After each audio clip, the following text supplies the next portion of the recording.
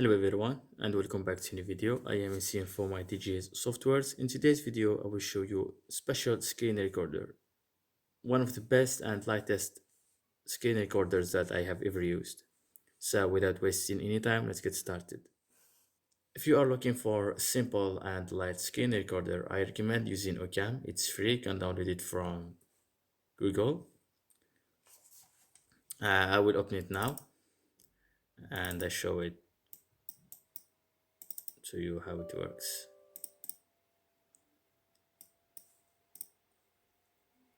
This is the interface of the of the program. It's so simple. It has screen recording and game recording if you want to record some games, and audio recording.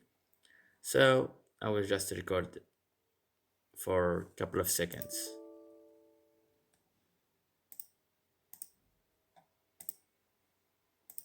And by the way, I am using two screen recorders right now. So let's see. We'll type hello, and I will close it.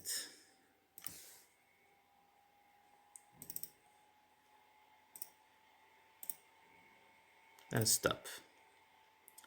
Let's see the result. And by the way, I am using two screen recorders right now. So let's see. We'll type hello.